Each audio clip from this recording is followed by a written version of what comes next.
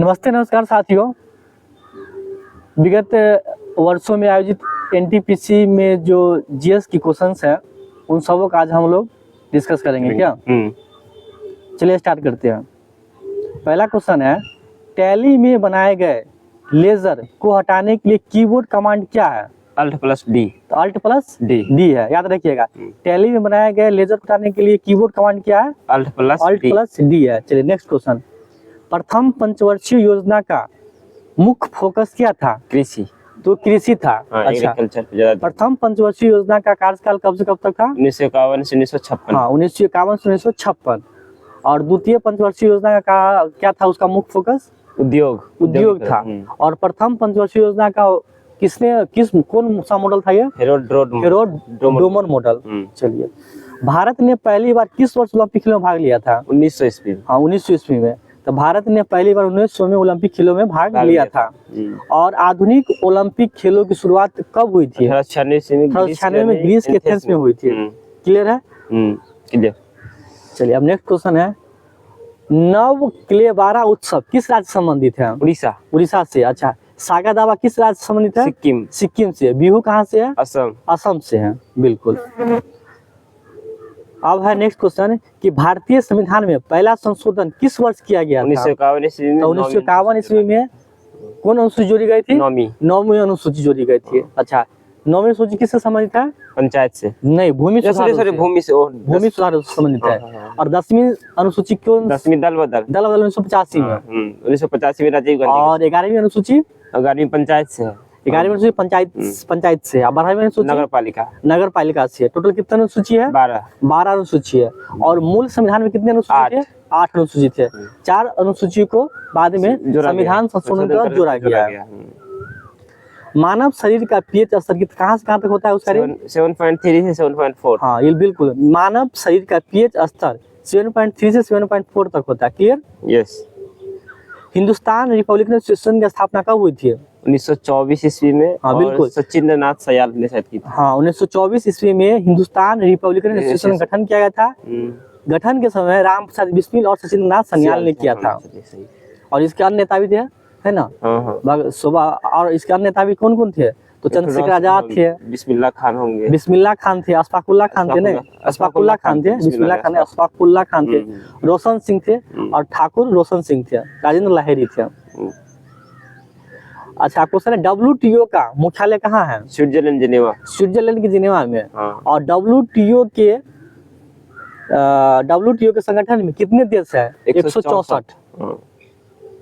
भारत में पहला परमाणु ऊर्जा संयंत्र कहाँ स्थापित किया गया था? पहला पोखरण में।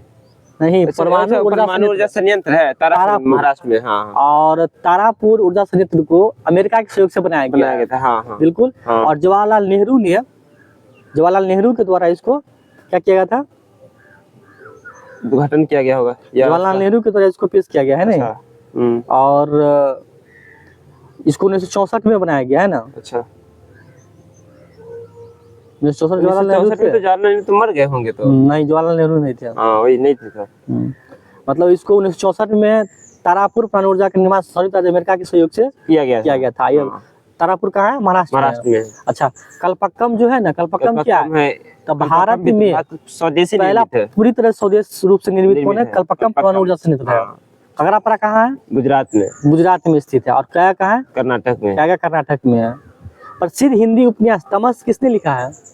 किसने लिखा? भीष्म साहनी ने लिखा है। भीष्म साहनी। हाँ। साइमन कमीशन भारत कब आया था? 1928 ईस्वी में। 3 फरवरी 1928 को। क्लियर? हाँ। और साइमन कमीशन गठन कब हुआ था? 1927 में हो गया था। 26 नवंबर 27 को साइमन कमीशन गठन हुआ था। और साइमन कमीशन में एक भी भारतीय नहीं था, इसलिए इसको व्हाइट कमीशन भी बोला गया। अंग्रेजी था। हाँ। कौन सा उद्योग चूना पत्थर को कच्चे माल के रूप में उपयोग किया जाता है? सीमेंट। कौन सा उद्योग चूना पत्थर को कच्चे माल के रूप में उपयोग करता है? तो सीमेंट। बिल्कुल। अच्छा, एक है प्रोग्रामिंग लैंग्वेज जावा, किसने विकसित किया था? जेम्स गोसलिंग ने विकसित किया था। बिल्कुल। सांची स्तूप का निर्माण किसने करवाया था? अशोक ने। याद रखिएगा, सांची स्तूप का निर्माण अशोक ने करवाया था। यह मध्य प्रदेश के रायसेन जिला में स्थित है। और अशोक ने कलिंग का युद्ध किया था। कब किया था वो? 261 ईसा पूर्व में किया था। राजा बनने के 8वें साल बाद। हाँ, राजा बनने के 8वें साल बाद किया था। बिल्कुल सही है। सही। कहा जाता है कि भारत का पहला राष्ट्रीय ध्वज 1906 में कहाँ फहराया गया था? कलकत्ता में। 1906 में कलकत्ता में फहराया गया था। और 1906 कलकत्ता अधिवेशन की अध्यक्षता किसने किया था? 1906 के रास बिहारी नहीं, एक मिनट, दादा भाई नौरोजी ने किया था। बिल्कुल। 1907 में थे इसके 1907 में कौन थे? रास बिहारी बोस थे, सूरत में हुआ था, उसी को सूरत कॉन्फ्लिक्ट भी बोलते हैं। हाँ। और दूसरी बार राष्ट्रीय ध्वज कब फहराया गया था? 1907 में स्टुअर्ट जर्मनी में मैडम भिकाजी कामा के द्वारा। अच्छा, अगला क्वेश्चन है, पुष्प में स्त्री केसर क्या है? यह एक मादा जनन अंग है ना, और पुंकेसर क्या है? नर जनन अंग है।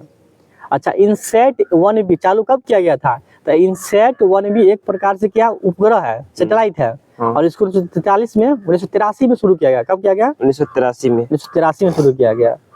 अगला क्वेश्चन है, पोखरण परमाणु परीक्षण, मतलब पोखरण परमाणु परीक्षण 2 का नाम क्या है? 2 का नाम है ऑपरेशन शक्ति। अच्छा, पहला का नाम क्या है? स्माइलिंग बुद्धा। स्माइलिंग बुद्धा को कब परीक्षण किया गया? 1974 में। और ऑपरेशन शक्ति को 1998 में। कंप्यूटर में डेटा को किस रूप में एकत्रित किया जाता है? बाइनरी के रूप में। और बाइनरी के रूप में संख्या क्या कितने होते हैं? 0 और 1 2 होते हैं। नीति आयोग द्वारा वुमन ट्रांसफॉर्मिंग इंडिया अवार्ड किस वर्ष शुरू किया गया? 2016 में। अच्छा, नीति आयोग का गठन कब हुआ था? 2015। 1 जनवरी 2015। नीति आयोग का फुल फॉर्म क्या है? National institution transforming for India. NITI Aayog के अध्यक्ष कौन होते हैं? मोदी जी, प्रधानमंत्री मोदी। मतलब प्रधानमंत्री होते हैं, यानी कि अभी कौन है? नरेंद्र मोदी है। और नीति आयोग के उपाध्यक्ष कौन है अभी वर्तमान में? अभी सुमन बेरी है। क्लियर। नीति आयोग के अभी सीईओ कौन है? BVR सुब्रमण्यम। क्लियर। चलिए, संयुक्त राष्ट्र परिषद की कितने अस्थायी सदस्य हैं? 10 है। और 5 अस्थायी सदस्य है। 5 अस्थायी सदस्य में कौन कौन है? तो अमेरिका है, फ्रांस है, रूस है, फ्रांस, चीन, ब्रिटेन। हाँ, जो जितने शक्तिशाली देश थे वही है। जो फ्रांस हो गया, ब्रिटेन हो गया, अमेरिका हो गया, चाइना हो गया और एक रूस हो गया। 5 हो गया, याद रखिएगा। क्लियर। 5 याद रहेगा ना? कौन कौन हो गया? फ्रांस हो गया, ब्रिटेन हो गया। देखिए, फ्रांस ब्रिटेन एक साथ हो गया। फिर अमेरिका हो गया, रूस सबसे बड़ा हो गया, और फिर चाइना हो गया। अब अगला क्वेश्चन है, धातुओं के पतले तारों में खींचे जाने की क्षमता क्या कहलाती है? तन्यता कहलाती है। और जब धातु को पीट करके चादर बनाते हैं उसको क्या कहते हैं?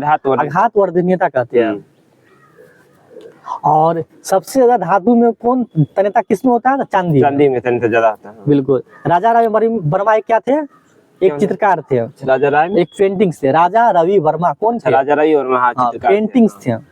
भारत का पहला उच्च न्यायालय कहाँ स्थापित किया गया था? कलकत्ता में। याद रखिएगा कि 1861 के अधिनियम के तहत कलकत्ता में एक उच्च न्यायालय की स्थापना की गई थी। और उससे पहले 1773 के रेगुलेटिंग एक्ट के तहत 1774 में कलकत्ता में सुप्रीम कोर्ट की स्थापना की गई थी। और उस सुप्रीम कोर्ट के अध्यक्ष कौन थे? सुप्रीम कोर्ट के मुख्य न्यायाधीश कौन थे? CJI एलिजा एम्पे थे। क्लियर। अच्छा, RTI अधिनियम कब लागू हुआ? तो 12 अक्टूबर 2005 को लागू हुआ। बिल्कुल। अच्छा, अब अगला क्वेश्चन है, अकबर कब सम्राट बना? देखिए, तो अकबर का कार्यकाल कब था? 1556 से 1605 तक। यानी सम्राट कब बना? 1556 में। क्लियर। Yes, clear. और दीन इलाही अकबर द्वारा कब पेश किया गया? 1582 ईस्वी में पेश किया गया। अच्छा, इस ऑप्शन है कि इसमें सबसे कम उम्र का नोबेल पुरस्कार विजेता कौन है? तो मलाला यूसुफजई। तो मलाला यूसुफजई और कैलाश सत्यार्थी को वर्ष 2014 में दोनों को एक साथ नोबेल पुरस्कार मिला है। अच्छा, और कैलाश सत्यार्थी ने 55 बचाओ आंदोलन शुरू किए थे। मलाला यूसुफजई पाकिस्तान से, जब कैलाश सत्यार्थी कहाँ से थे? भारत से थे। गोदावरी नदी का उद्गम कहाँ से है? महाराष्ट्र के त्र्यंबकेश्वर से। हाँ, महाराष्ट्र के त्र्यंबक की पहाड़ी से। या उसको ब्रह्मगिरी हिल्स बोलते हैं। अब क्वेश्चन है कि गोदावरी नदी का सहायक नदी कौन कौन है? याद रखिएगा इसको। पूर्णा है, प्राणहिता है, मंजिरा है, इंद्रावती है, सबरी है। क्लियर।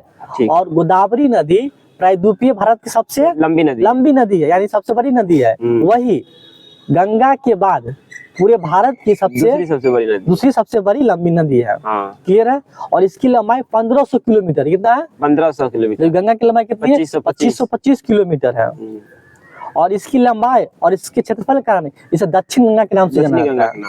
क्लियर। और गोदावरी नदी पर कुछ बांध बनाया गया, जैसे जायकवाड़ी बांध है, गोदावरी नदी पर। गंगापुर बांध है, बबली परियोजना है, श्री राम सागर बांध है।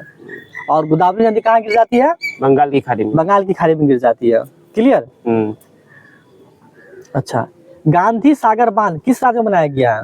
गांधी सागर, हाँ, गांधी सागर बांध किस राज्य में बनाया गया था? मध्य प्रदेश में। देखिए, एक है गांधी सागर बांध, एक है राणा प्रताप सागर बांध। हाँ, तो गांधी सागर बांध कहाँ है? मध्य प्रदेश में। जबकि राणा प्रताप सागर बांध कहाँ है?